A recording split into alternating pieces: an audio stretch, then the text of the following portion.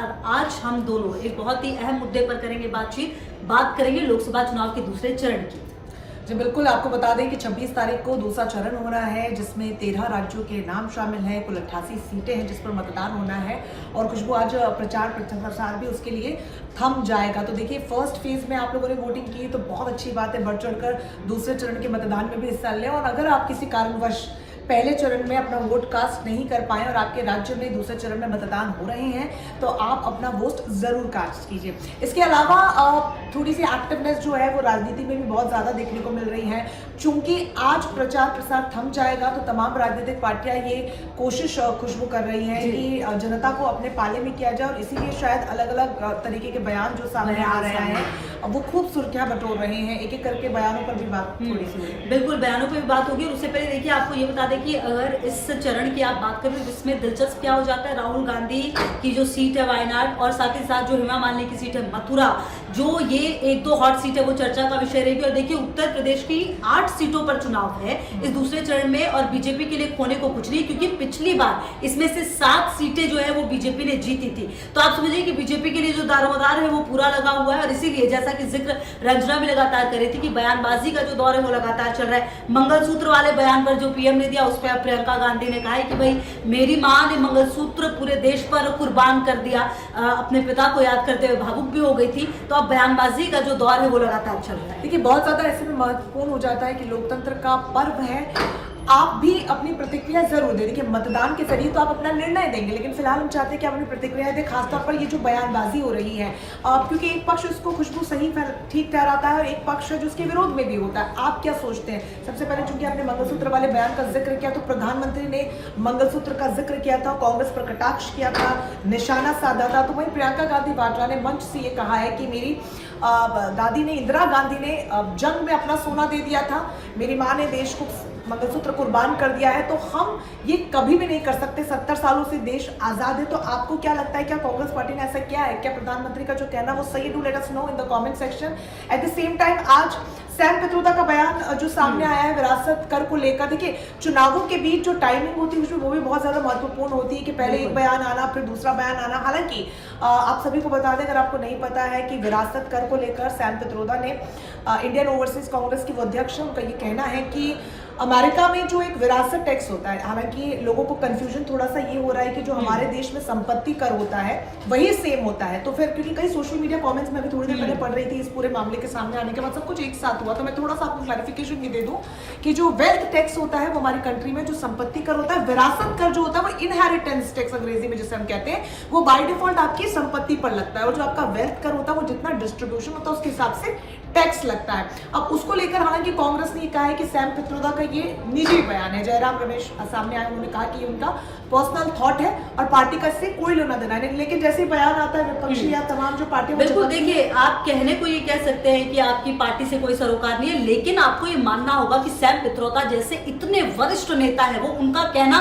कहीं ना कहीं पूरे देशवासियों पर असर डालता है। अब चाहे आप लाख कह ले, देखिए रंजना, आप लाख कह दीजिए कि भाई ये बयान उनका हो सकता है, निजी हो सकता है, लेकिन निजी कुछ भी नहीं होता राजनीति में, ये तो तय है। और आप देखना बेहद दिलचस्प होगा कि जो बयान सैम पित्रोदा ने एन मौके पर दिया, क्योंकि अब 26 को चुनाव है, उसका असर क्या होगा। अच्छा देखिए, अब एक बात ये भी सोच लीजिए आपकी, जो फर्स्ट फेज की अगर हम बात करें, बहुत कम चुनाव प्रतिशत रहा, चुनाव में वोटिंग परसेंट इतना कम रहा, उसको लेकर सवाल उठे।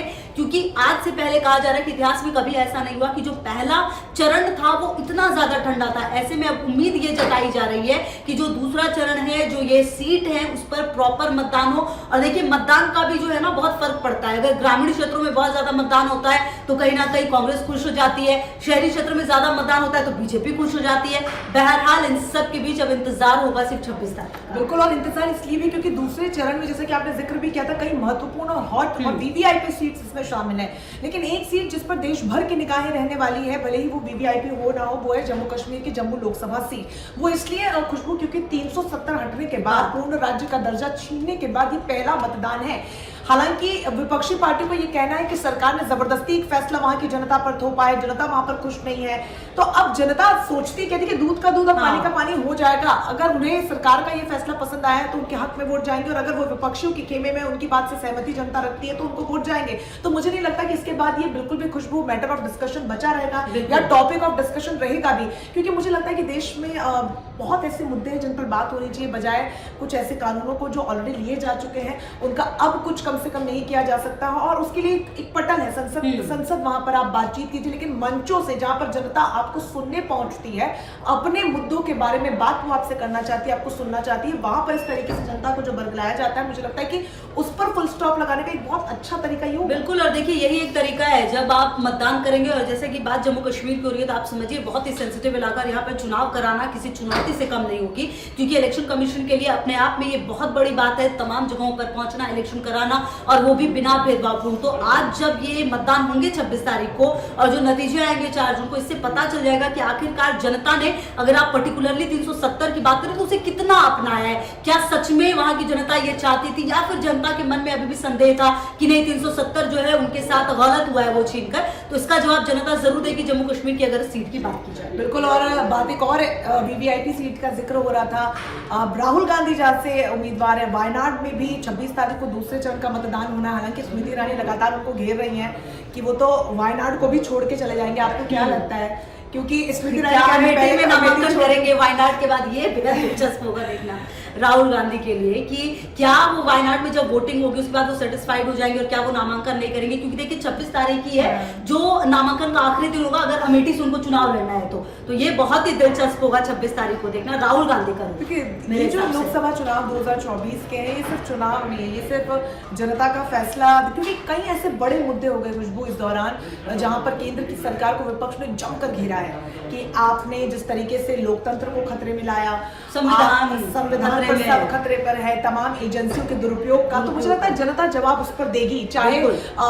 पक्ष के वो खेमे में या फिर विपक्ष की बात से अगर वो सहमति रखते हैं। तो ये जो चुनाव है बहुत महत्वपूर्ण होने वाला है। बिल्कुल, 2 चीजें हैं देखिए इस चुनाव में। एक तो बीजेपी के लिए 10 साल के शासन के बाद जब आप आएंगे तो क्या आप अपने वादों के साथ आपने जो बातें कही उसके लिए आएंगे, और दूसरी बात कांग्रेस के लिए चुनौती 10 साल से जिस राजनीति में वो है नहीं उसको वापसी करना। और देखिए आप विपक्ष में भी वो ढंग से नहीं आ पाए, क्योंकि अगर आपको विपक्ष में भी रहना है तो आपको कम से कम 50 सीटें चाहिए होती हैं। 543 सीटों में अगर आपको 50 सीट मिलेगी तभी आप विपक्ष में दावेदारी आपकी होगी। तो कांग्रेस के लिए अब ये भी चुनौती है कि आखिरकार आपके पास कितनी सीट आएगी। बिल्कुल, और डेफिनेटली भारतीय जनता पार्टी के लिए, हालांकि वो कह तो रहे अब की बार 400 पार, लेकिन विपक्ष जो एक साथ खड़ा हुआ है सामने महागठबंधन के रूप में, वो चुनौतीपूर्ण हो सकता है। क्योंकि जिस तरीके से अब राजस्थान की हम बात कर ले, रविंद्र सिंह भाटी को लेकर अब जो तस्वीरें लगातार सामने आ रही हैं, और उनका भी ये कहना है कि इस बार वो 25 की 25 सीटें तो नहीं जाने दे रहे, एक सीट तो कम से कम अपने खेमे में ला रहे हैं। हालांकि जो रुझान देखने को मिल रहे हैं, जो जनता का प्यार भी उनको मिल रहा है, लेकिन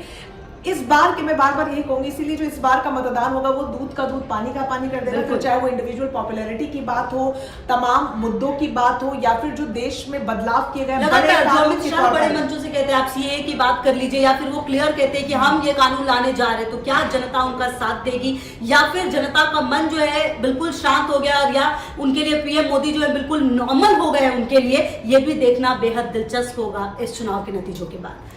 तो बिल्कुल जिस तरीके से जो तमाम मुद्दे सामने आ रहे हैं, अपनी प्रतिक्रियाएं जरूर रखिएगा, और आपको लगता है कि जो बयान भी सामने आ रहे हैं उनसे कितना ताल्लुक आप रखते हैं, कि आपको लगता है ठीक है या गलत है, ये सब आप बताते रहिएगा, क्योंकि बहुत ज़्यादा ज़रूरी हो जाता है।